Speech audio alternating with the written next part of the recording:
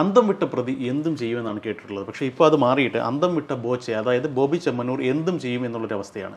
ഒരു സിനിമാ താരത്തിനെതിരെ അശ്ലീല പരാമർശം നടത്തി, അത് കേസാകുന്നു, എനിക്ക് എത്രയും പെട്ടെന്ന് ജാമ്യം കിട്ടിയേ പറ്റൂ എന്ന് വാദിക്കുന്നു, ജാമ്യം കിട്ടുന്നില്ല, അകത്താകുന്നു, അകത്ത് കിടന്നുകൊണ്ട് വീണ്ടും ജാമ്യത്തിന് അപേക്ഷിക്കുന്നു. ഒടുവിൽ രാമൻപിള്ള വക്കീൽ തന്നെ രംഗത്ത് വന്ന് അദ്ദേഹത്തിന് ജാമ്യം വാങ്ങിക്കൊടുക്കുന്നു. ജാമ്യം കിട്ടി മണിക്കൂറുകൾക്കകം തന്നെ ജയിലിൽ നിന്ന് പൊടിയും തട്ടി പോകാൻ എല്ലാവരും ശ്രമിക്കുമ്പോൾ ബോച്ചെ ജയിലിനകത്ത് തന്നെ കിടക്കാനാണ് ശ്രമിച്ചത്. ഇപ്പോൾ കോടതി വിളിച്ചു വരുത്തി രൂക്ഷമായ ഭാഷയിൽ വിമർശിച്ചിരിക്കുന്നു. ഈ വിഷയം താങ്കൾക്ക് ഇതേക്കുറിച്ച് എന്താണ് പറയാനുള്ളത്? അല്ല, ഇത് അന്തം വിട്ട കളിയാണ് കളിച്ചത്. അത് പൊതുവെ ബോച്ചയുടെ രീതി അതാണ്. ഏത് വേദിയിൽ ഏത് പബ്ലിക് പ്ലേസിൽ പ്രത്യക്ഷപ്പെട്ടാലും ഒരു അന്തം വിടൽ കാണിക്കും. ഈ അന്തം വിടൽ എന്ന് പറയുന്നത് ഒരു പബ്ലിക് അറ്റൻഷന് വേണ്ടിയിട്ടുള്ള കളിയായിട്ടാണ് പുള്ളി എടുത്തിരിക്കുന്നത്. പക്ഷേ അത് കളിച്ച് കോടതിയിലും ചെന്ന് കളിച്ചു കൊടുത്തു. ജയിലിനകത്ത് കിടന്നുകൊണ്ട് കോടതിയോട് കളിക്കുക, അത് വളരെ ഗുരുതരമായൊരു കളിയാണ് കളിച്ചിരിക്കുന്നത്. അത് ജസ്റ്റിസ് പി വി കുഞ്ഞികൃഷ്ണൻ എടുത്ത തീരുമാനം 100% കോടതിക്ക് അഭിമാനം നൽകുന്ന ഒരു തീരുമാനമാണ്. കാരണം ഇതില്ലെങ്കിൽ ഇത് ദൂരവ്യാപകമായ ഫലങ്ങളുണ്ടാക്കും. ഒരാൾ കരഞ്ഞ് കെഞ്ചി കോടതിയുടെ കാൽക്കൽ വീണ്, ഇപ്പം ചെയ്തത് രാമൻപിള്ള വക്കീലാണെങ്കിലും അവിടെ ഇതെല്ലാം ചെയ്യുന്നത് ആരാണ്? പ്രതിക്ക് വേണ്ടിയല്ലേ ചെയ്യുന്നത്. ആ പ്രതിയാണ് അവിടെ ഇതെല്ലാം ചെയ്യുന്നത്. അത്തരത്തിൽ കിടന്ന് കേണ് കാല് പിടിച്ച് കോടതിയിൽ നിന്നൊരു ജാമ്യം ഒപ്പിക്കുകയാണ്. ആ ജാമ്യം കിട്ടിയിട്ട് അത് പാലിക്കാതെ ഞാനിതിനകത്തെ ഇതര തടവുകാരെ കൂടെ, വിചാരണ തടവുകാരെ കൂടെ പുറത്തിറക്കിയിട്ടേ വരുള്ളൂ എന്ന് പറയുന്നത് നിസ്സാരമല്ലാത്ത ദൂരവ്യാപകമായ ഫലമുളവാക്കുന്ന ഒരു തട്ടാണ് കോടതി കൊടുത്തിരിക്കുന്നത്. ഇത് ഈ പ്രകൃതി ചിലപ്പോൾ ഉണ്ടല്ലോ, നമ്മൾ ചില കൊച്ച് വേലകൾ ഇങ്ങനെ കാണിച്ചുകൊണ്ടിരിക്കുമ്പം പ്രകൃതി നമ്മുടെ നാവിൽ കയറി ഒരു കളി കളിക്കും. ഇത്തരത്തിൽ കളിച്ച ഒരു കളിയാണ് ബോച്ചെ ഇപ്പോൾ കാണിച്ചിരിക്കുന്നത്.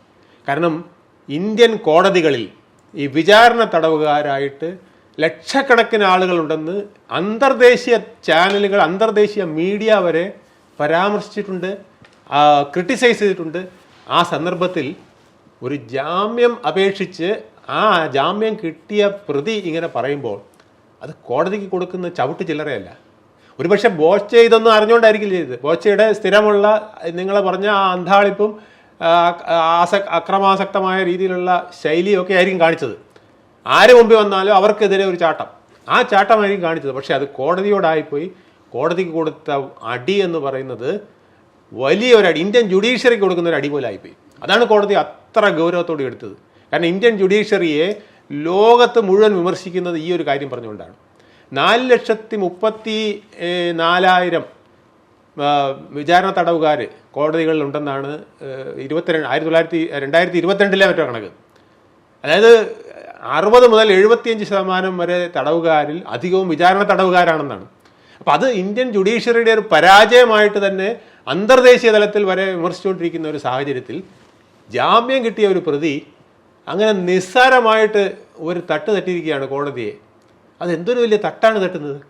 ഇന്ത്യൻ കോടതികളെ മുഴുവൻ അപമാനിക്കുന്നതല്ലേ ചെയ്ത്. ആ വിചാരണ തടവുകാർ അങ്ങനെ കിടക്കുന്നതിന് ഒരുപാട് കാരണങ്ങളുണ്ട്. അവരുടെ വക്കീലിൻ്റെ പ്രശ്നങ്ങളുണ്ടാവാം, പോലീസിൻ്റെ പ്രശ്നങ്ങളുണ്ടാവാം, പ്രോസിക്യൂഷൻ്റെ പ്രശ്നങ്ങളുണ്ടാവാം. ഒരുപാട് കാരണങ്ങൾ കൊണ്ടാണ് അങ്ങനെ കിടക്കേണ്ടി വരുന്നത്, അല്ലാതെ കോടതിയുടെ പ്രശ്നമല്ലത്. അപ്പം അതൊന്നും മനസ്സിലാക്കാതെ ഏതാണ്ട് അന്തർദേശീയ മീഡിയ തട്ടുന്ന പോലെ ഇവിടെ തട്ടി എന്നുള്ളതാണ് കോടതിക്ക് അത് വളരെ ക്ഷീണമായിട്ട് തോന്നിയത്. അത് തികച്ചും ആട്ടി കൊടുക്കേണ്ട ഒരു കാര്യമാണ്. ഇപ്പോൾ വന്ന് ഒരു കേസിൽ നിന്ന് രക്ഷപ്പെടാൻ പോയപ്പോൾ 2 കേസുമായി. പിന്നെ ഹണി റോസ് കൊടുത്ത കേസിന് പുറമെ ഹൈക്കോടതി തന്നെ സ്വമേധയാ ഒരു കേസും കൂടി ഇട്ട് കൊടുത്തിരിക്കുകയാണ്. ഇതിലെല്ലാവരും പറയുന്ന ഒരു കാര്യം എന്താണെന്ന് വെച്ച് കഴിഞ്ഞാൽ, ബോച്ചെ മീഡിയ സ്റ്റണ്ടാണ് നടത്തുന്നത്. അതായത് താൻ പുറത്തിറങ്ങുമ്പോൾ ഒരു വലിയൊരു ആരാധക വൃന്ദം തന്നെ സ്വീകരിക്കാനായിട്ട് വരുന്നു. അതിലൂടെ ഒരു പബ്ലിസിറ്റി സ്റ്റണ്ട് ക്രിയേറ്റ് ചെയ്യുക. അതായത് ഞാൻ ജയിലിലേക്ക് പോയാലും പോയതിനേക്കാൾ ശക്തനായി തിരിച്ചു വന്നിരിക്കുന്നു, ഞാൻ ബോച്ചയാണ് എന്ന് സ്ഥാപിച്ചെടുക്കുക. അതിലൂടെ ഒരു മീഡിയ അറ്റൻഷൻ നേടുക എന്നുള്ളതാണ് അദ്ദേഹം ലക്ഷ്യമിട്ടത് എന്ന് പറയുന്നു. പക്ഷേ ദൗർഭാഗ്യവശാൽ അദ്ദേഹത്തിന് ജാമ്യം കിട്ടിയ ദിവസം മകരവിളക്ക് ദിവസമായിപ്പോയി. അപ്പോൾ മീഡിയാസ് എല്ലാം 6 മണിക്ക് ലൈവ് അങ്ങോട്ട് വിട്ടുകൊണ്ടിരിക്കുന്ന സമയത്ത് താൻ പുറത്തിറങ്ങി കഴിഞ്ഞാൽ ഒരുത്തൻ പോലും ആ വഴിക്ക് തിരിഞ്ഞു നോക്കില്ല എന്നുള്ളൊരു തിരിച്ചറിവാണ് ബോച്ചയ്ക്ക് ഉണ്ടായതെന്നും, ഇന്നൊരു ദിവസം ഹോൾഡ് ചെയ്ത് കഴിഞ്ഞാൽ നാളെ വിരോചിതമായി പുറത്തിറങ്ങുമ്പോൾ ഇതെല്ലാ മീഡിയ അറ്റൻഷനോടും കൂടി ഒരു രാജകീയ പ്രൗഢിയോടുകൂടി ഇറങ്ങി വരാമെന്നുള്ളതാണ് ബോച്ചെ കരുതിയത് എന്നാണ് പൊതുവെ പറയുന്നത്. ശരിയാണ്, ബോച്ചെ അതിനോടൊപ്പം അല്ലെങ്കിൽ അത്തരത്തിലുള്ള പബ്ലിസിറ്റികൾക്കൊപ്പം സഞ്ചരിക്കുന്ന ആൾ തന്നെയാണ്. പക്ഷേ അതിനപ്പുറത്തേക്ക് കാണുന്ന അല്ലെങ്കിൽ കാണാതെ പോകുന്ന മറ്റൊരു സംഗതിയുണ്ട്. ബോച്ചെ ഒരു ബിസിനസ്സുകാരനാണ്. ബോച്ചയുടെ പ്രധാന ബിസിനസ് എന്ന് പറയുന്നത് തന്നെ, അല്ലെങ്കിൽ അയാളുടെ സോഴ്സ് ഓഫ് ഇൻകം എന്ന് പറയുന്നത് OPM, അതർ പീപ്പിൾസ് മണി, കണ്ടവൻ്റെ കാശിട്ട് കളിക്കുക എന്നുള്ളതാണ് ബോച്ച ചെയ്യുന്നത്. അതായത് മറ്റുള്ളവരുടെ കയ്യിൽ നിന്ന് നിക്ഷേപം, അത് പണമായിട്ടും പഴയ സ്വർണ്ണമായിട്ടും, ബോച്ചെ ജ്വല്ലറികളിൽ വാങ്ങി സൂക്ഷിച്ചു വെച്ചിരിക്കുന്ന ഓൾഡ് ഗോൾഡ്, പഴയ സ്വർണം വാങ്ങുന്നു, അത് നിക്ഷേപമായി അയാൾ സേവ് ചെയ്യുന്നു. എന്നിട്ട് ഇന്നത്തെ ഗോൾഡ് റേറ്റിന് ഭാവിയിൽ സ്വർണം തരാം എന്നുള്ള രീതിയിൽ ഒരു എഗ്രിമെൻറ്റ് വെക്കുന്നു. ഈ എഗ്രിമെൻറ്റിൻ്റെ അടിസ്ഥാനത്തിൽ നിക്ഷേപം ഇങ്ങനെ സമാഹരിച്ചു കൊണ്ടേയിരിക്കുന്നു. കുറച്ച് നാൾ കഴിയുമ്പോൾ നിക്ഷേപിച്ചവർ കാശ് തിരികെ ചോദിക്കുമ്പോൾ പുതിയൊരു നിക്ഷേപൻ്റെ കയ്യിൽ നിന്ന് കാശ് എടുത്ത് കൊടുക്കുന്നു. അത്തരത്തിലുള്ളൊരു റോളിംഗ് സിസ്റ്റത്തിലൂടെയാണ് ഇയാൾ പോകുന്നത്. ഒരു ദിവസം ഇയാളുടെ ഫണ്ട് ഫ്ലോ നിലച്ചു കഴിഞ്ഞാൽ ബോച്ചയുടെ സാമ്രാജ്യം തീർന്നു. അയാൾ എന്താണ് ചെയ്യുന്നതെന്ന് ചോദിച്ചു കഴിഞ്ഞാൽ, ഇപ്പോൾ നമ്മുടെ വിവാദമായ മറ്റൊരു എന്താ പറയുക, ഒരു ജ്വല്ലറി പൂട്ടിയല്ലോ, റീസെൻ്റ് ആയിട്ടൊരു ജ്വല്ലറി പൂട്ടിയതുപോലെ, അൽ മുക്താദിർ അങ്ങനെ എന്തോ ആണ് അതിൻ്റെ പേര്. സെയിം അവർ ചെയ്ത അതേ തട്ടിപ്പിൻ്റെ കുറച്ചുകൂടെ പ്രൊഫഷണലൈസ്ഡ് വേർഷനാണ് ബോച്ച ചെയ്തുകൊണ്ടിരിക്കുന്നത്. ഇത്തരത്തിൽ കാശ് റോൾ ചെയ്തുകൊണ്ടിരിക്കുമ്പോൾ പല ആൾക്കാരും ബോബി ചെമ്മന്നൂർ എന്ന് പറയുന്ന ആ ഒരു ബ്രാൻഡിനെ വിശ്വസിച്ച്, അല്ലെങ്കിൽ ആ സ്ഥാപനം ക്രെഡിബിൾ ആണ് എന്ന് വിശ്വസിച്ച് 20,000 മുതൽ 50,000, 1 ലക്ഷം രൂപ വരെ അദ്ദേഹത്തിൻ്റെ സ്ഥാപനത്തിൽ നിക്ഷേപിക്കുന്നുണ്ട്. മാസ ചിട്ടിയെന്നോ അല്ലെങ്കിൽ ഗോൾഡ് സ്കീമെന്നോ പല പേരുകളിലാണ്. അത്തരത്തിൽ നിക്ഷേപിക്കുന്ന കാശിൻ്റെ ഫ്ലോയ്ക്ക് ഒരു തടസ്സം വന്നു കഴിഞ്ഞാൽ അത് അയാളുടെ സാമ്രാജ്യത്തെ പിടിച്ചുലയ്ക്കും. ഈ ബോബിയുടെ ഹണി റോസ് കേസിൽ ബോബി അകത്തായതിനു ശേഷം ആ ഫ്ലോയിൽ കുറവ് വന്നിട്ടുണ്ട്. കാരണം ഈ ഒരു വിഷയം വിവാദമായതിനു ശേഷം ബോച്ചയുമായി ബന്ധപ്പെട്ട പല ആൾക്കാരുമായി സംസാരിക്കുമ്പോൾ, ബോച്ചയുടെ പഴയ സുഹൃത്തുക്കളുമായിട്ട് സംസാരിക്കുമ്പോഴൊക്കെ നമുക്ക് മനസ്സിലാവുന്നത്, കഴിഞ്ഞ ഏതാനും ദിവസങ്ങളായിട്ട് 20 to 25% വരെ നടവരവ് ബോച്ചയ്ക്ക് കുറഞ്ഞിട്ടുണ്ട്, അല്ലെങ്കിൽ ബോച്ചയുടെ സ്ഥാപനത്തിൽ കുറവ് വന്നിട്ടുണ്ട്. ഈ കുറവ് മറികടക്കണമെന്നുണ്ടെങ്കിൽ നിസ്സാരമായി ബോച്ച ഒരു ജാമ്യത്തിൽ ഇറങ്ങി എന്നുള്ളത് കൊണ്ട് മാത്രം അത് സാധിക്കണമെന്നില്ല. വിശ്വാസം പോയാൽ പോയതാണ്. വിശ്വാസം അതല്ലേ അല്ല, അതാണല്ലോ സ്വർണ്ണക്കച്ചവടക്കാർ പൊതുവെ പറയുന്നത്. അതുകൊണ്ട് തന്നെ നഷ്ടപ്പെട്ട വിശ്വാസം തിരിച്ചു പിടിക്കാനായിട്ട് ബോച്ചയ്ക്ക് വലിയൊരു ഷോ ഓഫ് ക്രിയേറ്റ് ചെയ്തേ പറ്റത്തുള്ളൂ. അതിന് അയാൾക്ക് ചെയ്യാൻ പറ്റുന്ന കാര്യം കുറേയധികം വീട്ടമ്മമാരെ കൊണ്ട് നിർത്തുക, കുറേയധികം സാധു സ്ത്രീകളെ മുന്നിൽ കൊണ്ട് നിർത്തുക. ഇവരൊക്കെ വരിക, ബോച്ചയെ കെട്ടിപ്പിടിക്കുക, കരയുക, എൻ്റെ ബോച്ചയെ രക്ഷിക്കൂ, അല്ലെങ്കിൽ നിങ്ങൾക്കൊപ്പം ഞങ്ങളുണ്ട് എന്ന് പറഞ്ഞ് കേരളത്തിൻ്റെ പൊതുവികാരം ബോച്ചയ്ക്കൊപ്പമാണ് എന്നുള്ള തരത്തിലുള്ള ഒരു മീഡിയ മാനിപ്പുലേഷൻ ഉണ്ടാക്കിയെടുക്കാൻ സാധിച്ചാൽ ഒരു പരിധിവരെ പെണ്ണ് കേസിലുണ്ടായ നാണക്കേട് മറികടക്കാൻ അയാൾക്ക് സാധിക്കും. അതൊന്ന്. രണ്ടാമത്, ബോച്ചെ സ്ഥിരം ആഗ്രഹിക്കുന്നത് പോലെ മീഡിയ പബ്ലിസിറ്റി കിട്ടും. അത് രണ്ടാമത്തെ കാര്യം. മൂന്നാമത്, ഏറ്റവും പ്രധാനപ്പെട്ട കാര്യം, നഷ്ടമായ നിക്ഷേപകരുടെ വിശ്വാസം തിരിച്ചു പിടിക്കുക എന്ന് പറയുന്ന ഒരു പ്രധാനപ്പെട്ട ഒരു കാര്യമുണ്ട്. പലരും അഡ്രസ്സ് ചെയ്യാത്തൊരു വിഷയം ഇതാണ്. ശ്രദ്ധിച്ചാൽ അറിയാം, ബോച്ചെ അകത്തായതിനു ശേഷം കഴിഞ്ഞ കുറച്ച് ദിവസങ്ങളിലെ റേഡിയോ പരസ്യങ്ങൾ നോക്കുക. FM റേഡിയോകളിൽ ബോബി ചെമ്മന്നൂർ ഗ്രൂപ്പിൻ്റെ പരസ്യം നേരത്തെ 10 പരസ്യം വന്നുകൊണ്ടിരുന്നെങ്കിൽ ഇപ്പോൾ 20 25 പരസ്യം കഴിഞ്ഞ കുറച്ച് ദിവസങ്ങളായി വരുന്നുണ്ട്. പത്രങ്ങളൊന്നും പണ്ടത്തെ പോലെ പരസ്യമൊന്നും വാങ്ങി കണ്ടില്ല. മേ ബി വരുമായിരിക്കാം ഇനി വരും ദിവസങ്ങളിൽ. കാരണം ഇപ്പോൾ ബോച്ചയെ നമ്മളൊന്ന് എൻ്റർടൈൻ ചെയ്യിച്ചു കഴിഞ്ഞാൽ അതൊരു പെയ്ഡ് ന്യൂസ് ആണ് എന്ന് ചിത്രീകരിക്കപ്പെടും എന്നുള്ള തിരിച്ചറിവായിരിക്കാം ചിലപ്പോൾ ഒരുപക്ഷെ പ്രിൻ്റ് മീഡിയ പിൻവലിപ്പിച്ചിട്ടുള്ളത്. പക്ഷേ FM റേഡിയോസിലും ടെലിവിഷൻ ചാനൽസിൽ ചിലതിൽ, എല്ലായിടത്തും ഞാൻ കണ്ടിട്ടൊന്നുമില്ല, പക്ഷേ FM റേഡിയോസിൽ വ്യാപകമായി പരസ്യം കൊടുക്കുന്നു. ഈ പറയുന്നത് പോലെയുള്ള ഡ്രാമ ക്രിയേറ്റ് ചെയ്യുന്നു. ഇപ്പോൾ തന്നെ കഴിഞ്ഞ ദിവസം കുറേയധികം സ്ത്രീകൾ വന്നു. ഇന്ന് രാവിലെ വന്നു ഒരു സ്ത്രീ, എൻ്റെ ബോച്ച മുതലാളി എന്ന് പറയുന്നത് വിളിക്കുന്നു. ഒരാൾ അടുത്തേക്കുന്ന ആളോ ബോച്ച എന്നൊക്കെ പറഞ്ഞാൽ എന്തോ അശ്ലീല സ്ലാങ് ഒക്കെ പറഞ്ഞ് മാറ്റി നിർത്തുന്നുണ്ട് അവരെ. നമ്മളതെല്ലാം വിഷ്വലിൽ കണ്ടതാണ്. അപ്പോൾ ഇത്തരത്തിലുള്ള ഡ്രാമ ക്രിയേറ്റ് ചെയ്തുകൊണ്ട് നഷ്ടപ്പെട്ട വിശ്വാസം തിരിച്ചെടുക്കാനാണ് ബോച്ച ഈ ഡ്രാമ ക്രിയേറ്റ് ചെയ്തത് എന്നുള്ളതാണ് എൻ്റെ വിശ്വാസം. പക്ഷേ എല്ലാം പൊളിഞ്ഞുപോയി. ഇത് ബോച്ചയുടെ ആദ്യകാലം മുതലുള്ള പ്രവർത്തനം നോക്കിയാൽ ഇദ്ദേഹത്തിനൊരു അറ്റൻഷൻ സീക്കിംഗ് സിൻഡ്രോം ഉണ്ട്. അതൊരു ശരിക്കും പറഞ്ഞാൽ ഒരു സൈക്കോളജിക്കൽ ഡിസോർഡറാണത്. അത് വേറൊരു ആംഗിളിൽ കൂടെ കാണേണ്ടതാണ്. അത് പലരും ഇതുവരെ ആരും അങ്ങനെ ഒരു കാര്യം പറഞ്ഞിട്ടില്ല. അതായത് അതിന് HPD എന്നോ മറ്റാ പറയുന്നത്, പിന്നെ അതൊരു technical term, histrionic personal disorder എന്നോ മറ്റാണ് അതിൻ്റെ ഒരു സൈക്കോളജിക്കലായിട്ടുള്ള ഒരു ടേം. അത് ഒരു സൈക്കോളജിസ്റ്റിനെ കൊണ്ട് ഇത് പറയിക്കേണ്ടതാണ്. അതിൻ്റെ രീതി പലതുമാണ് പുള്ളി കാണിക്കുന്നത്. അതായത് ഒരു കുട്ടിയായിരിക്കുമ്പോൾ അയാൾക്കുണ്ടാകുന്ന ഒന്നുകിൽ അവഗണന, അല്ലെങ്കിൽ അതിലാളന, അതല്ലെങ്കിൽ ഉണ്ടാകുന്ന ഒരു പീഡനം, അല്ലെങ്കിൽ ഉണ്ടാകുന്ന ഒരു ഹാംഫുൾ ഒരു ഹിറ്റ്, ഇതൊക്കെ കാരണം കൊണ്ട് ചില കുട്ടികളിൽ ഉണ്ടാകുന്ന ഒരു വൈകല്യം പിന്നീട് ഇത്തരത്തിലൊരു ഡിസോർഡറായിട്ട് വരാം. പിന്നെ ഇതൊരു മുതലാക്കി വെച്ച് ഇങ്ങനെ ചെയ്യുന്നവരുമുണ്ട്. അതായത് എങ്ങനെ എവിടെ പോയാലും എനിക്ക് അറ്റൻഷൻ കിട്ടണം. അത് അറ്റൻഷൻ സീക്കിംഗ് ഡിസോർഡർ എന്നാണ് ഇതിന് പറയുന്നത്. ഈ അറ്റൻഷൻ സീക്കിംഗ് ഡിസോർഡർ ഉള്ളവർ മുഴുവൻ ഏത് നേരവും ഒന്നുകിൽ സ്വമേധയാ എന്തെങ്കിലും വിട്ടിത്തരങ്ങൾ കാണിച്ചുകൊണ്ടിരിക്കും, അതല്ലെങ്കിൽ മറ്റുള്ള ആളെ കുറ്റപ്പെടുത്തിക്കൊണ്ട്, അല്ലെങ്കിൽ കൊച്ചാക്കിക്കൊണ്ട്, അല്ലെങ്കിൽ സമൂഹത്തിനെ മൊത്തത്തിൽ കൊച്ചാക്കിക്കൊണ്ട് ഇപ്പോൾ കോടതിയെ കൊച്ചാക്കിയോ കണ്ടില്ലേ? ഇതുപോലെ അല്ലെങ്കിൽ ജയിലിനെ കൊച്ചാക്കുക, എവിടുന്ന് ഇറങ്ങുന്നില്ല എന്ന് പറയാം. ജാമ്യം കിട്ടിയിട്ട് ഇറങ്ങി പിടിച്ചിറക്കി വിടേണ്ടതാണ് ജയിൽ. അത് എനിക്ക് തോന്നുന്നത് സമയം അല്പം കൂടെ നോക്കിയതായിരിക്കും, ഇല്ലെങ്കിൽ പിടിച്ച് വെളിയിറക്കി വിടേണ്ടതാണ്. അപ്പോൾ എന്നിട്ടിത് വലിയ വീരകൃത്യമായിട്ട് സഹ തടവുകാരെ കൂടെ ഞാൻ രക്ഷിച്ചിട്ടേ ഇങ്ങോട്ട് വരുള്ളൂ, അയാൾ ഗാന്ധിജിയാണ്, പോയിട്ട് അങ്ങോട്ട് ബാക്കിയുള്ളവരെയും കൂടെ രക്ഷിച്ചിട്ടേ ഇങ്ങോട്ട് വരുള്ളൂ എന്ന് പറയാൻ. അപ്പോൾ ഇത് ഞാൻ വലിയൊരു സോഷ്യൽ റിഫോമറും ഞാൻ വലിയൊരു ജസ്റ്റിസിൻ്റെ പ്രതിനിധിയും ഹൈക്കോടതിയിൽ ഇരിക്കുന്ന ജസ്റ്റിസിനേക്കാൾ വലിയ ജസ്റ്റിസിൻ്റെ പ്രതിനിധിയും ഒക്കെ ആണ് എന്ന് പ്രതി സ്വയം അഭിനയിക്കുകയാണ്. അപ്പോൾ ഇതൊരു അറ്റൻഷൻ സീക്കിംഗ് ഡിസോർഡർ ആണ്. ഈ അറ്റൻഷൻ സീക്കിംഗ് ഡിസോർഡർ ഉള്ളവർ ഇത്തരത്തിലുള്ള വേലകളെ കാണിച്ചുകൊണ്ടിരിക്കുള്ളൂ. ഞാൻ പലയിടത്തും, ഞാൻ ഈ റെസിഡൻസ് അസോസിയേഷൻ്റെ പ്രവർത്തനം എന്നുള്ളതിലേക്ക് പല വീടുകളിലും പോകുമ്പോൾ പലയിടത്തെയും കുട്ടികൾ ഇങ്ങനെ കാണിക്കുന്നത് കണ്ടിട്ടുണ്ട്. നമ്മൾ ചെല്ലുമ്പം ഇവൻ ഒരാളുടെ കാര്യം എനിക്ക് നല്ലപോലെ അറിയാം, ഞാൻ പേര് തെളിച്ച് പറയുന്നില്ല, കിട്ടുണ്ടീന്ന് വെച്ചോ. കിട്ടുണ്ടിയുടെ പരിപാടി എന്ന് വെച്ചാൽ വീട്ടിൽ വരുമ്പോഴേ വീട്ടുകാർ തന്നെ പേടിക്കുകയാണ്.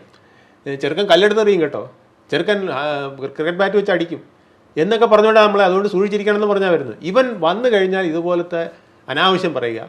അങ്കിളുടെ പേരെന്താന്ന് ചോദിക്കും, അയ്യപ്പൻ നായർ എന്ന് പറഞ്ഞാൽ അയ്യേ അപ്പം നായര. ഇവൻ ഈ കൊച്ചു കുട്ടിയാണ് പറയുന്നത് നമുക്ക് തോന്നുന്നില്ല. എല്ലാം ഈ കൃത്രിമത്വം കലർത്തി അല്ലെങ്കിൽ ദ്വയാർത്ഥം കലർത്തി അല്ലെങ്കിൽ നമ്മളെ കൊച്ചാക്കുന്ന വിധത്തിൽ ഒക്കെ പറയുള്ളൂ. പണ്ടൊരാൾ, ഞങ്ങളൊരു അസോസിയേഷൻ്റെ ഒരു മീറ്റിങ്ങിന് ഇങ്ങനെ പോയപ്പം ഇവനറിയാതെ വന്നായിരിക്കും, ഇപ്പം ബോച്ചയ്ക്ക് വന്ന പോലെ അറിയാതെ വന്നതായിരിക്കാം, കൊതുകെന്നാണ് ഒരാളുടെ ഇരട്ടപ്പേര്, വട്ടപ്പേര്. ആ ആളവിടെ വന്നപ്പം ഇവൻ മൂളിക്കൊണ്ടൊരു സാധനം. ഇയാളാണെങ്കിൽ ഈ കൊതുക നീളെ വിളിച്ചാൽ അതിൻ്റെ തന്തയടുത്ത് പോയി പറയുന്ന ഒരു ശൈലിയുള്ള ആളാണ്. അപ്പം ഞങ്ങളെല്ലാവരും ഇത് പേടിക്കുക, ഇയാളെ മുഖത്തോട്ട് നോക്കുന്നുണ്ട്. ഇവനോട് ഇത് ഈ വീട്ടുടമസ്ഥനും മനസ്സിലായി കൊതുക് കൂടെ നിൽക്കുന്നതുകൊണ്ട് നിൽക്കുന്നുണ്ടെന്നത്. പക്ഷെ ഇവൻ അബദ്ധത്തിനടിക്കുന്നതാണ്. പക്ഷെ ഇതുപോലെയുള്ള ഈ ഡിസോർഡർ സിംറ്റംസ് എല്ലാം ഇയാൾ കാണിച്ചുകൊണ്ടിരിക്കുകയാണ്. ഈ പിന്നെ നിക്കർ ഊരി കളഞ്ഞിട്ട് പിന്നെ ഒരു തുണി മാത്രം, ഒരു നൈസ് തുണി മാത്രം എടുത്തുകൊണ്ട് വന്നിട്ട് ഡാൻസ് കളിക്കുക, ഇതൊക്കെ ഈ ചെറുക്കൻ്റെ സ്വഭാവമാണ്. എന്നിട്ട് തല കുത്തി വയ്ക്കുക, ഇതെല്ലാം ഇയാളും കാണിച്ചുകൊണ്ടിരിക്കുകയാണ്. ഈ ഇടയ്ക്ക് ഞാൻ ഒരു ഇത് കണ്ടു, ഒരു തട്ടുകടയിൽ കയറിയിട്ട് ഈ ബോച്ചെ തട്ടുകടയിൽ കയറിയിട്ട് ഒരു വാഴക്കാപ്പ് എടുത്തിട്ട്, ഒരു 10-65 വയസ്സുള്ളൊരു മനുഷ്യനാണ്, പാവം മനുഷ്യൻ. ഈ വാഴക്കാപ്പം, ചേട്ടൻ്റെ വാഴക്കാപ്പ് എന്താ ഇങ്ങനെ തൂങ്ങി ഇരിക്കുന്നത്, നൂർന്നിരിക്കാത്തത് എന്നൊക്കെ പറഞ്ഞുകൊണ്ട്, എന്നിട്ട് അയാളുടെ ഭാര്യയെ ഇതേ വിഷയത്തിൽ ക്രിറ്റിസൈസ് ചെയ്യുക. എന്നിട്ട് ഞാൻ ബുദ്ധിക്ക് ഒരു കുറവില്ല. എന്നിട്ട് അത് തെറ്റാണെന്ന് പുള്ളിക്ക് മനസ്സിലായി. ഉടനെ തന്നെ ആ സ്ത്രീയോട് ചോദിക്കുകയാണ്, ചേച്ചി ഇതൊക്കെ തമാശ മനസ്സിലാക്കാനുള്ള കപ്പാസിറ്റി ചേച്ചിക്ക് ഉണ്ടല്ലോ. ഉണ്ട് എന്ന് പറഞ്ഞാൽ അവർക്ക് എന്താന്ന് പോലും മനസ്സിലായില്ല ഇയാൾ ഈ ദ്വയാർത്ഥം പ്രയോഗിച്ചത്. എന്നിട്ട് അവരങ്ങനെ പറയുകയാണ്. ഇപ്പം ഈ 10-60 വയസ്സ് 10-70 വയസ്സായവരെയൊക്കെ ഇങ്ങനെ ക്രിട്ടിസൈസ് ചെയ്യുമ്പം അവരുടെ മക്കൾക്ക് എന്ത് തോന്നും, ആ സമൂഹത്തിന് എന്ത് തോന്നും? ഇത്തരത്തിലുള്ള ഒരു കാര്യവും ഇയാളുടെ ചിന്തയിലേ പോകുന്നില്ല എന്നുള്ളതാണ്. ഇത് വളരെ വളരെ നിയന്ത്രിക്കേണ്ട ഒരു കാര്യമാണ്. ഇത് ഒരാളെ ഇതുപോലെ കോടതി പറയുന്നത് കറക്റ്റാണ്. ഇത് ഒരാളെ ഇങ്ങനെ അഴിച്ചു വിട്ടാൽ, നമ്മുടെ അറ്റൻഷൻ സീക്കേഴ്സ് ഒത്തിരി പേരുണ്ട്, ഇവരെല്ലാം ഇതുപോലെ ചാടി വീഴും. ഇയാൾക്ക് പറ്റിയ ഗുണം ഈ ചെറുക്കൻ്റെ കാര്യം ഞാൻ പറഞ്ഞ പോലെയാണ്. എല്ലാവരും ഇയാളെ ലാളിക്ക് പണം വിചാരിച്ച് മീഡിയ ഒന്നും പറയില്ല, രാഷ്ട്രീയക്കാരൊന്നും പറയില്ല, പോലീസ് എന്ന പിന്നെ ബോച്ചയല്ലേ, വലിയ മുതലാളിയുടെ ആളല്ലേ, അപ്പോൾ മുതലാളിയല്ലേ, അപ്പോൾ അതുകൊണ്ട് എല്ലാവരും ഇങ്ങനെ ഒരു തലോടൽ സമീപനം. ഞാൻ കുഞ്ഞിൻ്റെ കഥ പറഞ്ഞ പോലെയാണ്, എല്ലാവരും തലോടി തടവി ഇങ്ങനെ വിടുകയാണ്. ഇത് അവസാനം ആ വീട്ടിലേക്ക് ആർക്കും കയറാൻ പറ്റാത്ത അവസ്ഥയിലായിപ്പോയി. അതുപോലെ ഈ നാട്ടിലാർക്കും ജീവിക്കാൻ പറ്റാത്ത അവസ്ഥയിലേക്ക് ഇത് കൊണ്ടെത്തിക്കുമെന്നുള്ളതാണ് ഇപ്പോഴത്തെ പേടി. കോടതി അതാണ് വീക്ഷിക്കുന്നത്. ഏതായാലും കോടതി നന്നായിട്ട് എടുത്ത് കുടഞ്ഞിട്ടുണ്ട്. ഇതിൽ താങ്കൾ നേരത്തെ പറഞ്ഞ ആ ഒരു സിൻഡ്രത്തിൻ്റെ കാര്യമുണ്ടല്ലോ, അതിൻ്റെ ഭാഗമാണോ എന്ന് എനിക്കറിയില്ല. ഞാൻ കഴിഞ്ഞ ദിവസം ബോച്ചയുമായി ബന്ധപ്പെട്ട കേന്ദ്രങ്ങളിൽ ചില ആൾക്കാരുമായിട്ട് സംസാരിച്ചപ്പോൾ ഞാൻ ചോദിച്ചൊരു ചോദ്യം ഇതാണ്. ഹണി റോസ് ഒരു സിനിമാ താരമാണ്, അറിയപ്പെടുന്ന താരമാണ്. അവർ ഈ പല ഉദ്ഘാടന പരിപാടികൾക്കും പോകുന്നതാണ്. ബോച്ചയുടെ 3 സ്ഥാപനങ്ങൾ എന്നാണ് ഞാൻ മനസ്സിലാക്കുന്നത് അവർ ഉദ്ഘാടനം ചെയ്യാനായിട്ട് വന്നിട്ടുണ്ട്. ബോച്ചയുമായി വളരെ സൗഹൃദത്തിലാണ്, കൈ കൊടുക്കുന്നു, ഡാൻസ് ചെയ്യുന്നു, നല്ല രീതിയിൽ ഫ്രണ്ട്ലി ആയിട്ടുള്ളൊരു എന്താ പറയുക ഒരു പെരുമാറ്റമാണ് രണ്ടുപേർക്കിടയിലും ഉണ്ടായിട്ടുള്ളത്. അതിനിടയിൽ ഇദ്ദേഹത്തിൻ്റെ വിവാദ പരാമർശമാണ്, ഈ കുന്തി ദേവി എന്നുള്ള പരാമർശമാണ് ഇത് ഇപ്പോഴത്തെ കേസിനും മറ്റു വിഷയങ്ങൾക്കൊക്കെ ആസ്പദമായിട്ടുള്ള തുടക്കം അതാണ്. ഇത്രയും അടുപ്പമായി നിൽക്കുന്ന ഒരു സിനിമാ താരത്തോടൊപ്പം, സാധാരണ ഒരു സിനിമാ താരത്തേക്ക് പരിചയം ഉണ്ടെങ്കിൽ ആ സൗഹൃദം നല്ല രീതിയിൽ മെയിൻറ്റെയിൻ ചെയ്ത് പോസിറ്റീവായി മുന്നോട്ട് കൊണ്ടുപോകാനായിരിക്കുമല്ലോ എല്ലാവരും ശ്രമിക്കുന്നത്, പ്രത്യേകിച്ച് കാശുള്ള ആൾക്കാരെ സംബന്ധിച്ചിടത്തോളം. പക്ഷേ എന്നിട്ടും എന്തുകൊണ്ട് ബോച്ച ഇത്തരം സൗഹൃദത്തിൽ നിൽക്കുന്ന ഒരു താരം, അതും തൻ്റെ 3 ഷോറൂമുകൾ ഉദ്ഘാടനം ചെയ്തൊരു താരത്തോട് ഇയാൾ മോശമായിട്ട് പെരുമാറിയെങ്കിൽ എന്തായിരിക്കും കാരണം? ഒരു കാരണം ഉണ്ടാവണ്ടേ? ഒരു പക്ഷേ ഇവർ ചിലപ്പോൾ നല്ല സൗഹൃദത്തിലായിരുന്നിരിക്കാം, പിന്നീട് ഏതോ ഘട്ടത്തിൽ ഇവർ തെറ്റിയിട്ടുണ്ടാവും. അപ്പോൾ തെറ്റുമ്പോൾ ഉണ്ടാകുന്ന ആ ഒരു കല്ലുകടി അല്ലെങ്കിൽ ഒരു അസ്വാരസ്യം ഉണ്ടല്ലോ, അതിൻ്റെ ഭാഗമായി ഉണ്ടാകുന്ന ഒരു സ്വാഭാവിക ഇറിറ്റേഷൻ ആയിരിക്കാം, അല്ലെങ്കിൽ ചൊറിച്ചിലായിരിക്കാം, പച്ച മലയാളത്തിൽ പറഞ്ഞാൽ ആയിരിക്കാം. അങ്ങനെയാണോ? ഞാൻ ചോദിച്ച ചോദ്യം ഇതാണ്. പുള്ളി പറയുന്നത് അങ്ങനെയൊന്നും അല്ല, ബോച്ചയുടെ ഒരു രീതി അതാണ്. അയാൾ വാ തുറന്ന് ഒരു മനുഷ്യന് നല്ലൊരു വാക്ക് പറയാറില്ല. 25 വർഷമായി, അദ്ദേഹത്തിൻ്റെ പേര് എനിക്ക് പറയാം, പക്ഷേ ഞാൻ പറയുന്നില്ല. 25 വർഷമായി ബോച്ചയുടെ കൂടെ നിന്നിട്ട് ബോച്ചയുടെ ജീവാത്മാവും പരമാത്മാവായി നിന്ന് ഈ നേരത്തെ പറഞ്ഞ ഫണ്ട് കളക്ഷൻ ബോച്ചയുടെ സ്ഥാപനത്തിലേക്ക് നടവരവ് കൃത്യമായി എത്തിക്കുന്ന മാനേജറോട് ബോർഡ് മീറ്റിംഗ് അല്ല, അവരുടെ യോഗം ചേരുമ്പോൾ, അവരുടെ സെയിൽസ് മീറ്റിംഗ് ചേരുമ്പോൾ പുച്ഛത്തോടു കൂടി സംസാരിക്കും. He's A good for nothing fellow. ഇപ്പം ഒന്നിനും കൊള്ളത്തില്ല, ഇവനെ ഞാനങ്ങ് വെച്ചിരിക്കുന്നു എന്നുള്ളതേ ഉള്ളൂ, ഇവനങ്ങ് ജീവിച്ച് പോട്ടെ എന്ന് കരുതി ഞാൻ വെച്ചിരിക്കുന്നതേ ഉള്ളൂ. ചുമ്മാ പറയുകയാണ്. ബോച്ചയ്ക്ക് അറിയാം ഇവൻ നല്ല രീതിയിൽ പെർഫോം ചെയ്യുന്ന ആളാണ്, പക്ഷേ ഈ കേൾക്കുന്നതിന് പ്രശ്നമില്ല, കാരണം ഉദ്ദിഷ്ട കാര്യം. അതാണ് ഞാൻ പറഞ്ഞത് ഹിസ്ട്രിയോണിക് പേഴ്സണൽ ഡിസോർഡർ എന്ന് പറയുന്നത്. അറ്റൻഷൻ സീക്കിംഗ് ഡിസോർഡർ ഉണ്ട് എന്ന് പറഞ്ഞതാണ്. ഇതിൽ ഇയാൾ ഈ പറയുന്നത് പോലെ ഇത്തരത്തിൽ സ്ഥിരമായി എല്ലാവരോടും ഈ അധിക്ഷേപം ചൊരിയുന്ന ഒരാളാണെന്ന് പറഞ്ഞപ്പോൾ അത് ഓക്കെ, മേ ബി ചിലപ്പോൾ ഒരുപക്ഷെ ചിലരുടെ ഒരു രീതി അതായിരിക്കാം, ആ ഒരു ശൈലി അതായിരിക്കാം. ഓക്കെ, അത് അയാളുടെ സ്റ്റാഫുകളോട് കാണിക്കട്ടെ. പൊതുനിരത്തിൽ ഇറങ്ങിയിട്ട് അല്ലെങ്കിൽ സൈബർ സ്പേസിൽ വന്നിരുന്നിട്ട് ഒരു താരത്തോട്, ഇപ്പോൾ താങ്കൾ നേരത്തെ വാഴക്കപ്പത്തിൻ്റെ കാര്യം പറഞ്ഞു, അതുപോലെ ഒരു കാര്യമുള്ളതെന്ന് വെച്ച് കഴിഞ്ഞാൽ അദ്ദേഹത്തിൻ്റെ ബോച്ചെ ജ്വല്ലറി ഷോറൂമുകളിലുള്ള സ്വർണ്ണത്തിന് എന്തോ എന്താ പറയുക മാറ്റില്ല, അത്തരത്തിലൊരു നെഗറ്റീവ് കമൻറ്റുമായിട്ടൊരു സ്ത്രീ, ഒരു വനിതാ വ്ളോഗർ എന്തോ അദ്ദേഹത്തിന് എഗെയിൻസ്റ്റ് ആയിട്ട് ഒരു വീഡിയോ ചെയ്തു. ആ വീഡിയോ അദ്ദേഹം പ്ലേ ചെയ്യുകയാണ് ലാപ്ടോപ്പിൽ. എന്നിട്ട് ഓരോ ഭാഗവും പ്രേക്ഷകരെ കേൾപ്പിക്കുകയാണ്. എന്നിട്ട് എൻ്റെ സ്ഥാപനത്തിലേക്ക് വരൂ, അദ്ദേഹം ഉപയോഗിച്ച വാക്ക് ഞാൻ ഉപയോഗിക്കുന്നില്ല, അത് ഉപയോഗിച്ച് നോക്കൂ, അപ്പോൾ നിങ്ങൾക്ക് മനസ്സിലാകും എൻ്റെ ആ പറയുന്ന സാധനം നല്ലതാണെന്ന്. കൃത്യമായ ഡബിൾ മീനിങ് എന്നൊന്നും പറഞ്ഞാൽ പോരാ, അതിനപ്പുറത്തേക്ക്. ഇത് ശരിക്കും പറഞ്ഞാൽ ഈ പറയുന്ന സിൻഡ്രത്തിൽ മാത്രം ഒതുക്കാൻ പറ്റുന്നൊരു കാര്യമല്ല. പച്ച മലയാളത്തിൽ ഞരമ്പ് രോഗം എന്നുള്ളതാണ് ബോച്ചയുടെ പ്രധാന വിഷയം, അഡ്രസ്സ് ചെയ്യപ്പെടേണ്ട വിഷയമാണ്. അത് ഇപ്പോൾ ഉണ്ടായിരിക്കുന്ന ഈ കോടതി വിധിയോടുകൂടി ഒന്ന് തീരുമാനമാകുമായിരിക്കും എന്ന് പ്രത്യാശിക്കാനേ നിലവിലെ സാഹചര്യത്തിൽ സാധിക്കും. ഇതിനെയാണ് ഈ നെല്ലിക്കാത്തളം വയ്ക്കണം അല്ലെങ്കിൽ കായ ചികിത്സ എന്നൊക്കെ പറയും. കായ ചികിത്സ എന്ന് പറഞ്ഞാൽ വേറെയാണ്, ഒഴിച്ചിലും പിഴിച്ചിലുമാണ്. പക്ഷേ ഇത് ശാരീരികമായി നോവുന്ന ചിലത് കിട്ടിയാൽ നേരെയാവും എന്ന് പണ്ടുള്ളവർ പറയും. ഈ മുതുക്കൂത്ത്, പേക്കൂത്ത് എന്നൊക്കെ പറയുന്നതിനൊക്കെ ഇത്തരത്തിലുള്ള കളി നടത്തുന്നവരെ എങ്ങനെയാണ് സാധാരണ ആൾക്കാർ വിശേഷിപ്പിക്കാറ്. അപ്പോൾ ഇതിനകത്ത് 2-3 പ്രശ്നങ്ങളുണ്ട്. ഇതൊരു വ്യക്തിപരമായ പ്രശ്നമായിട്ട് നമുക്കിതിനെ മാത്രം ഒതുക്കാൻ പറ്റില്ല. ഇത് സമൂഹത്തിലിറങ്ങി വ്യാപകമായിട്ട് ഇങ്ങനെ കാണിച്ചുകൊണ്ടിരിക്കുമ്പം ഇത് സമൂഹത്തിലെ ഒരു വലിയ വിഭാഗം ഇത് ശരിയാണെന്ന് വിചാരിച്ചുകൊണ്ടിരിക്കുകയാണ്. ഇപ്പോൾ നമ്മുടെ പല യുവാക്കളും നേരെ ചോദിച്ചുകൊണ്ടിരിക്കുകയല്ലേ, ഇപ്പോൾ കോടതിക്ക് തെറ്റാണെന്ന് തോന്നുന്നത് പൊതുസമൂഹത്തിലെ ധാർമ്മിക ബോധമുള്ളവർക്ക്, സാംസ്കാരിക ബോധമുള്ളവർക്ക് തെറ്റാണെന്ന് തോന്നുന്നത് ഒരു വിഭാഗം യുവാക്കൾക്ക് ഇത് തെറ്റായിട്ട് തോന്നുന്നില്ല. അവർ പറഞ്ഞ് ഇത് കൊള്ളാമല്ലോ. കാരണം ഈ അറ്റൻഷൻ സീക്കിംഗ് സിൻഡ്രോം എല്ലാവർക്കും ഉണ്ട്. പക്ഷേ അതിൻ്റെ ലെവൽ കൂടുമ്പോഴാണ് പ്രശ്നം. ഇപ്പം ഗാന്ധിക്ക് വരെ ഉണ്ടായിരുന്നു എന്നാണ് പറയുന്നത്. ഗാന്ധിജി ചെയ്യുന്ന കാര്യങ്ങൾ എല്ലാവരിലും അറിയിക്കണം, അത് വേണ്ട രീതി ചെയ്യണം. പക്ഷെ അത് കുഴപ്പമില്ല. ഇത് കഴിഞ്ഞത് വൃത്തികെട്ട രീതിയിൽ, അരോചകമായ രീതിയിൽ ഒരു പേഴ്സണാലിറ്റി സിൻഡ്രോമായിട്ട് മാറുമ്പം ആണ് ഈ പ്രശ്നം വരുന്നത്. ഞാനാണ് വലുത്, I am here, I am there, I am the hero എന്ന് പറഞ്ഞുകൊണ്ട് വരുന്ന ഒരു ശൈലി വരുമ്പം ഇത് സമൂഹത്തിന് സഹിക്കാൻ പറ്റില്ല. ഇത് നമ്മുടെ പിള്ളേർക്ക് കൂടി റോങ് മോഡലാണ് കൊടുക്കുന്നത്. അപ്പോൾ ഒരുപാട് പിള്ളേർ ഇതിനെ സപ്പോർട്ട് ചെയ്യുക. അങ്ങനെ പറഞ്ഞാൽ എന്താ കുഴപ്പം, ഇങ്ങനെ പറഞ്ഞാൽ എന്താ കുഴപ്പം, കുന്തി ദേവി എന്ന് പറഞ്ഞാൽ കുഴപ്പമുണ്ടോ. അപ്പോൾ ഇതിന് ദ്വയാർത്ഥം തന്നെയാണ് അതിനർത്ഥം കൊടുക്കേണ്ടത്. അതിനെ വിട്ട് വ്യാകരണം കൊടുത്ത് മാറ്റാൻ നോക്കിയാൽ ശരിയാകില്ല. അപ്പോൾ ഇവിടെയൊക്കെ നടക്കുന്ന പ്രവൃത്തി എന്ന് പറയുന്നത് ഈ ഒരു വ്യക്തിക്ക് സമൂഹവുമായിട്ട് യാതൊരു കമ്മിറ്റ്മെൻറ്റും ഇല്ല എന്നുള്ളതാണ് കാണിക്കുന്നത്. ഇത് തിരിച്ചാണ് പുള്ളി ആക്ട് ചെയ്യുന്നതെങ്കിലും ഇത് കമ്മിറ്റ്മെൻ്റ് ഇല്ല എന്നുള്ളതാണ് കാണിക്കുന്നത്. ഇപ്പം കോടതി ചിലപ്പം തിരിച്ചായിരിക്കും ഇനി പറയാൻ പോകുന്നത്. വിചാരണ തടവുകാരുടെ കാര്യമല്ല ഞാൻ പറഞ്ഞത്, അല്ലെങ്കിൽ ഞാൻ ഇന്നലെ ഇറങ്ങാത്തത് അതുകൊണ്ടല്ല, എനിക്ക് ഓർഡർ കിട്ടിയില്ല എന്നൊക്കെ ആയിരിക്കും ചിലപ്പോൾ പറയാൻ പോകുന്നത്. പക്ഷേ ഇതൊന്നും കോടതിയുടെ മുമ്പിൽ വിലപ്പോവില്ല. കാരണം അവിടെയൊക്കെ എല്ലാം തെളിവുകളും കാര്യങ്ങളും ഉണ്ട്. ആവശ്യമില്ലാതെ ഒരു വലിയ കേസും കൂടെ, ഹൈക്കോടതി നേരിട്ട് ഫയൽ ചെയ്യുന്ന ഒരു കേസും കൂടെ ഇപ്പോൾ വന്ന് തലയിൽ വീണു എന്നുള്ളത് പുള്ളി പഠിക്കേണ്ട ഒരു പാഠമാണ്. ഇനിയെങ്കിലും ജീവിതത്തിൽ ഇതുകൊണ്ടൊന്നും ഇവർ പഠിക്കില്ല. കാരണം ഈ അറ്റൻഷൻ സീക്കിംഗ് ഡിസോർഡർ ഉള്ളവർ മനഃശാസ്ത്രന്മാരോട് ചോദിച്ചാൽ അറിയാം, വളരെ ബുദ്ധിമുട്ടാണ് ഇതിനെ ട്രീറ്റ് ചെയ്ത് മാറ്റാൻ. ഇത് വളരെ ലോങ് ടേമിലുള്ള കൗൺസിലിങ്ങും അത് ഓരോ കാര്യങ്ങളും താങ്കൾ ഇങ്ങനെയാണ് ചെയ്തത് ശരിക്കും പിക്ചോറിയലായിട്ട് പുള്ളിയെ പഠിപ്പിക്കേണ്ടതാണ്. റൂമിലിരുത്തി ഈ പിക്ചറിൽ എന്ത് അപാകതയുണ്ട്, ഇത് കാണിച്ചത് ശരിയായോ എന്ന് ചോദിച്ച് പുള്ളിയെ കറക്റ്റ് ചെയ്യേണ്ടതുണ്ട്. കാരണം ഇത് സ്വയം മനസ്സിലാവണ്ടേ. ഇല്ലെങ്കിൽ പുള്ളിയും ഇപ്പോഴും വിചാരിച്ചിരിക്കുന്നത് ഞാൻ ചെയ്തതെല്ലാം ശരിയാണെന്നുള്ളതാണ്. അതുകൊണ്ടാണ് ഇപ്പോഴും ഇങ്ങനെ കാണിച്ചുകൊണ്ടിരിക്കുന്നത്. നാളെ ഇത് തന്നെ കാണിക്കും. ഈ ഒരു വ്യക്തി മാത്രമല്ല, ഇയാളുടെ പിന്നിൽ തുടരുന്ന പലരും ഇതൊക്കെ തന്നെയാണ് കാണിക്കുന്നത്. അപ്പോൾ ഇതിങ്ങനെ തുടർന്ന് പോകുന്നത് സമൂഹത്തിന് നല്ലതല്ല, കേരള സമൂഹത്തിന് ഒട്ടും നല്ലത്. നമ്മൾ സാംസ്കാരിക ഉന്നമനത്തിൻ്റെ പ്രതീകമാണ് കേരള സമൂഹം എന്നൊക്കെയല്ലേ പറയുന്നത്. ആ സമൂഹത്തിൽ ഇതുപോലത്തെ അധപ്പതിച്ച രീതികളാണ് ഇപ്പോൾ നടന്നുകൊണ്ടിരിക്കുന്നത്.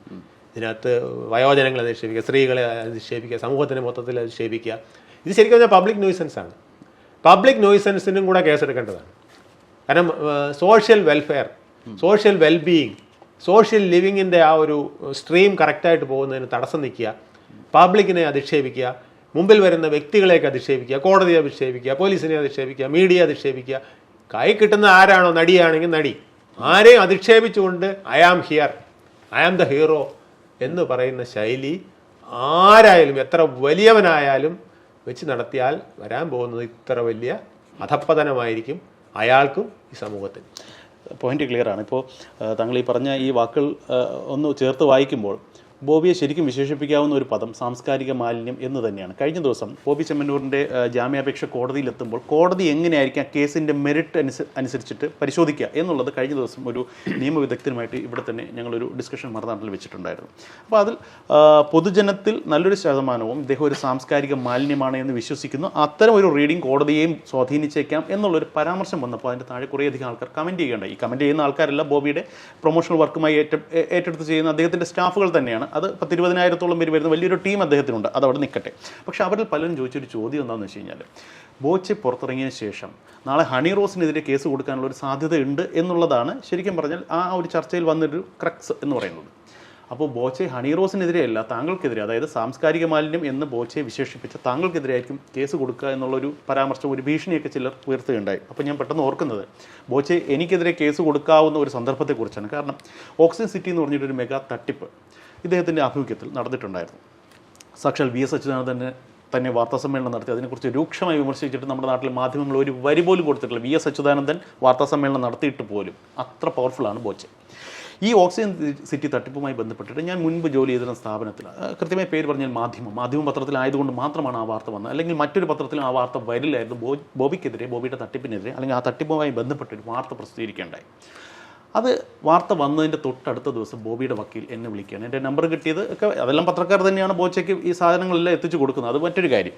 ബോച്ചയുടെ വക്കീൽ വിളിച്ചതിന് ശേഷം പറയുന്നു, താങ്കളെ എനിക്കൊന്ന് കാണണം. എന്താ കാര്യം എന്താ? താങ്കളൊന്ന് തൃശ്ശൂരിലേക്ക് വരും. തൃശ്ശൂരിലേക്ക് വരേണ്ട കാര്യമില്ല, ഞാൻ ട്രിവാൻഡ്രത്ത് ജോലി ചെയ്യുന്ന ആളാണ്, നിങ്ങൾക്ക് വേണമെങ്കിൽ ഇങ്ങോട്ട് വരും, നിങ്ങൾ തൃശ്ശൂരോട്ട് വരും, ബോബിക്ക് നിങ്ങളൊന്ന് കാണണം. ബോബിക്ക് എന്നെ കാണണമെന്നുണ്ടെങ്കിൽ അദ്ദേഹം ഇങ്ങോട്ടാണല്ലോ വരും. ഉള്ളിലൊരു പേടിയുണ്ട് കേട്ടോ, ഞാൻ ഇല്ലാന്നൊന്നും പറയുന്നില്ല, കാരണം ഇത് കാശുള്ളവനാണ്, ഞാൻ സുരേഷ് ഗോപി ഒന്നും അല്ലല്ലോ. അപ്പോൾ സ്വാഭാവികമായിട്ടും അദ്ദേഹത്തിനാണ് ആവശ്യങ്ങൾ, അദ്ദേഹം ഇങ്ങോട്ട് വരട്ടെ, ട്രിവാൻഡ്രത്ത് വരട്ടെ, പ്രസ് ക്ലബ്ബ് വെച്ച് നമുക്ക് കാണാം.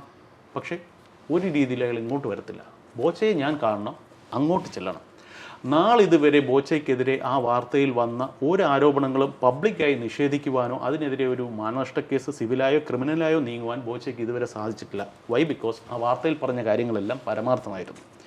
നാളുകൾക്കിപ്പുറം ഒരു സ്ത്രീയെ കുന്തിദേവി എന്നും അമ്മയുടെ പ്രായമുള്ളൊരു സ്ത്രീയുടെ അടുത്ത് വാഴയ്ക്കൊപ്പം കൊണ്ട് ചെന്നിട്ട് അശ്ലീലം പറയുന്ന ഈ ഒരു വ്യക്തിയെ സാംസ്കാരിക മാലിന്യം എന്നൊരു പദം പ്രയോഗിച്ചത് കൊണ്ട് മാത്രം ബോബി കേസ് കൊടുക്കും എന്ന് എനിക്ക് തോന്നുന്നില്ല. ഒരു പക്ഷേ വൈകിയ വേളയിൽ കോടതിയിൽ നിന്ന് ഇത്ര രൂക്ഷമായൊരു തിരിച്ചടി കിട്ടിയ സാഹചര്യത്തിലെങ്കിൽ അദ്ദേഹത്തിന് വകതിരിവ് വരുമോ എന്നുള്ളത്, അല്ലെങ്കിൽ വരട്ടെ, അല്ലെങ്കിൽ വരുമായിരിക്കും എന്ന് പ്രത്യാശിക്കാൻ മാത്രമേ നമുക്ക് സാധിക്കത്തുള്ളൂ. കോടതിയുടെ നടപടികൾ വരും ദിവസങ്ങളിലും തുടരും. ബോച്ചയുടെ കേസ് എന്താണെന്നുള്ളത് നമുക്ക് നോക്കാം. നോക്കിയതിന് ശേഷം ബോച്ചയുടെ തിരുവാ തുറന്ന് അദ്ദേഹം ഇനി എന്താണ് പറയുന്നത് എന്നുള്ളത് നമുക്ക് നോക്കിയതിന് ശേഷം ചർച്ചകളാവാം.